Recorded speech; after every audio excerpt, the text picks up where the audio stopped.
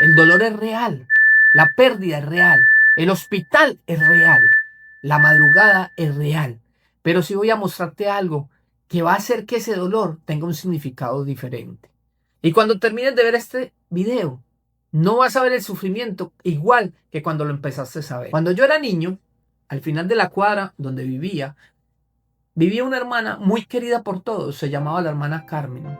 Una hermana que atendía enfermos, que iba y buscaba a los enfermos y los atendía, que mantenía pendientes los cultos, que era la primera en llegar a la iglesia. Ella tenía una hija de 6 años. Y esta hija de 6 años se enfermó. Meningitis le dio. Y en menos de 48 horas murió. Y allí la hermana Carmen tomó una decisión. Tomó una decisión de cuestionar a Dios fuertemente. Y cuando cuestionó a Dios fuertemente, se encontró que no quiso volver a la iglesia, porque entendía que Dios le había mandado el dolor, aún ella haciendo las cosas bien. Quizás tú que estás hoy atrás de esa pantalla, piensa lo mismo. Estoy pasando la necesidad más grande de mi vida y hago todo bien. ¿Por qué a mí? Y esa es una de las preguntas que surgen para muchos. ¿Por qué a mí? ¿Por qué yo vivo este momento? ¿Y por qué paso por esta situación? Y entonces viene la respuesta de Dios con un silencio definitivo. Y quizás mientras que escuchas ese silencio, tú piensas, pero ¿dónde está Dios? ¿Qué está haciendo Dios? Y yo quiero ser honesto contigo. Esta pregunta, ¿por qué Dios permite el sufrimiento?, es la pregunta que más se ha usado por el ateísmo para atacar nuestra fe. No porque sea mala, al contrario, porque es demasiado buena. Y quiero citar a un filósofo, Epicuro, hace 2300 años lo dijo de la siguiente manera: ¿quiere Dios prevenir el mal pero no puede? Entonces no es omnipotente. ¿Puede pero no quiere? Entonces es malévolo. ¿Puede y quiere? ¿De dónde viene entonces el mal? 2300 años, la gente sin tener respuesta a esto. Y no quiero pretender que mi respuesta sea perfecta, pero voy a mostrarte algo que Epicuro no tenía. Imagina un juicio, una sala de tribunal, un acusado en el banquillo, el juez en su silla y en las gradas el universo entero observando en silencio. La Biblia nos dice que el sufrimiento no es un accidente, es la consecuencia de un conflicto que comenzó mucho antes que tú nacieras. Y entender ese conflicto lo cambia todo. Un padre una vez me dijo que tenía un hijo de 16 años. Y el año pasado me dijo que yo no sé nada de la vida, que mis reglas son estúpidas, que él puede tomar sus propias decisiones. Y le pregunté, ¿qué hiciste? Y me dijo, lo dejé. No porque no lo amara, sino porque era la única manera de que mi hijo de 16 años entienda que su padre tiene razón. Y la única manera es que él viva las consecuencias de lo que él cree que tiene la razón. Y me dijo algo que nunca lo olvidé. Lo más difícil no es dejarlo equivocarse. Lo más difícil fue ver cómo sufría y no correr a salvarlo.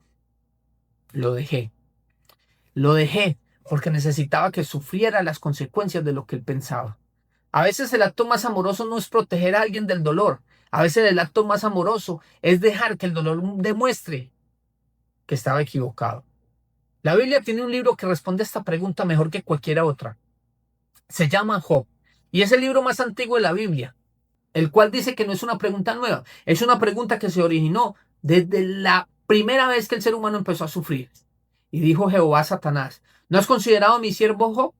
Que no hay otro como él en la tierra, varón perfecto y recto, temeroso de Dios y apartado del mal. Dios mismo describe a Job como el mejor ser humano del planeta y aún así lo dejó sufrir. ¿Por qué? Porque en ese momento no era solo la vida de Job lo que estaba en juego.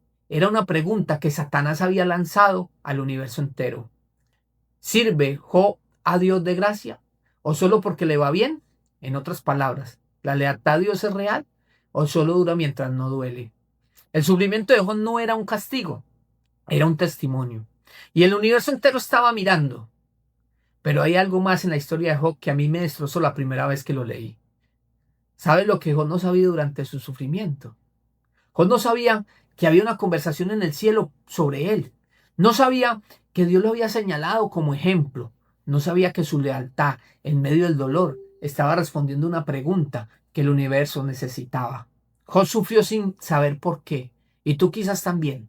Y si ese sufrimiento que viste no era el final de la historia, y si Dios no paró ese sufrimiento porque lo que quería contigo era algo más grande que ese dolor que estabas pasando. Pablo, que fue azotado, encarcelado y abandonado, escribe dos versículos maravillosos. Uno es este, Romanos 8:18. Pues tengo por cierto que las aflicciones de mi tiempo presente no son comparables con la gloria venidera que en nosotros ha de manifestarse. Y el otro es Filipenses 4:13. Todo lo puedo en Cristo que me fortalece. Pablo no dice que el dolor no duele. Dice que hay algo al otro lado del dolor que hace que valga la pena. ¿Conoces a Nick Bullitt? Nació sin brazos, sin piernas. Sus padres eran pastores para que Dios lo sanara. Pero no pasaba nada. La sanidad nunca llegó. Ni cuenta que de niño le preguntó a su padre llorando, ¿por qué Dios no me dio brazos? ¿Acaso no le importó? Su padre no le respondió en ese momento. No tenía la respuesta. Años después, Nick estaba dando una conferencia en Asia. Y al terminar se le acercó un adolescente que le dijo, yo iba a quitarme la vida hace 7 días y vi un video tuyo. Y a través de ese video entendí que yo merecía vivir y luchar por la vida, porque tú eres un ejemplo grande. Y allí fue donde Ni entendió en ese momento que Dios no le dio abrazos para que ella pudiera abrazar a ese muchacho de una manera que nadie podía hacerlo. Dios no le dio brazos para que pudiera transmitirle a ese muchacho lo que hace un valiente en la vida, y es enfrentar su dolor. Dios no paró el sufrimiento, lo entregó. Su propio hijo murió en la cruz. Eso no es un Dios que observa desde lejos. Eso es un Dios que baja a sentarse en la misma silla plástica del hospital contigo. Al principio del video te pedí que imaginaras una sala de hospital a las 2 de la madrugada, la silla plástica. Puede ser que esa imagen no sea imaginaria para ti. Puede ser exactamente lo que estás viviendo en esta noche mientras ves este video. Y quizás en medio de ese dolor no tienes una respuesta. Y quizás en medio del dolor que estás pasando en este momento no encuentras solución. Y estás pensando, Dios, ¿dónde estás? Quizás estás en este momento drogándote mientras que miras este video. O quizás estás en este momento en una silla de ruedas y estás mirando al cielo y preguntándote, Dios, ¿dónde estás? Un joven de 9 años, niño, tenía un padre ejemplar. Y ese padre era un padre que cumplía con todas las responsabilidades, un padre cristiano, que quizás allí en su casa nunca habían problemas o dificultades, pero sufría en ese momento la salud. Y ese niño de 9 años iba creciendo a medida de su padre con el amor de él. Y un día su padre emprendió un viaje, porque la salud estaba demasiado mal. Y el día siguiente que emprendió el viaje, ese niño tuvo que ver a su hermano parado en la puerta de la escuela llorando. Y ese niño fue creciendo y miraba hacia el cielo y preguntaba porque tenía amiguitos que tenían padres que golpeaban a sus mamás. Y eso, padres ebrios, borrachos.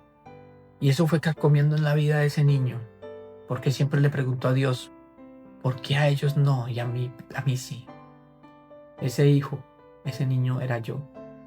Y durante mucho tiempo miré al cielo y me reprochaba y le reprochaba a Dios, ¿por qué el sufrimiento tuvo que llegarme a mí tan niño? ¿Por qué Dios tuvo que llevarse a un padre que era bueno? Y quizás tantos padres quizás esos padres que no eran tan buenos seguían vivos y ese padre maravilloso tuvo que partir. Pero en un momento entendí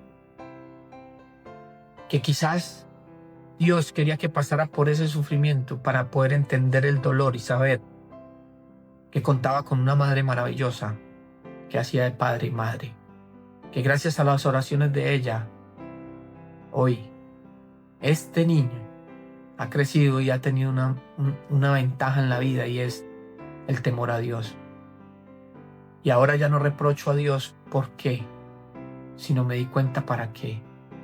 Para vivir muchas experiencias y poder estar aquí al frente de ustedes contándoles cómo día a día Dios hace cosas maravillosas en seres humanos imperfectos como somos nosotros, y cómo Dios nos transforma cada día. Quiero invitarte hoy a que si tu dolor es demasiado grande, confía en que Dios está haciendo un proceso en tu vida para transformarlo. Y que si quizás no entiendes en el momento el dolor, lo vas a entender en algún momento cuando Jesús venga. Muchos no entienden el dolor y no entienden por qué Dios permite sufrimiento. Y quizás no entienden cuál es la razón de que haya un sufrimiento. Y la razón es porque muchos prefieren ir y elegir el mal que el bien. Así que es una decisión propia y hoy la tienes que tomar. De parte de quién estás y de qué lado de la historia vas a estar.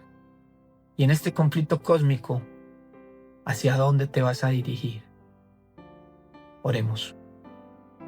Querido Dios, te doy gracias, porque a pesar de que en nuestra vida tenemos sufrimiento, tú nos muestras el camino. Porque sabemos que tú eres la verdad y la vida, porque sabemos que tú eres el camino hacia el Padre. Ayúdanos, Señor, para que nuestro dolor y sufrimiento no nos tapen, para que nuestras lágrimas no nos hagan cubrir y no ver. Enséñanos a andar contigo y permite que cada día podamos tener la gracia de tu bondad. Bendice a esas personas que están sufriendo quizás en un hospital. Permite, Señor, que puedan tener sanidad. Bendice a esas personas que están buscando respuestas a su dolor y no la encuentran. Ayúdalos, Señor, donde están. Que detrás de esa pantalla cada persona que está pueda sentir hoy que en medio de su dolor tú le hablaste y que tú estás pendiente de él, sentado ahí a un lado. Bendícelos y ayúdalos. En Cristo Jesús. Amén. Dios te bendiga.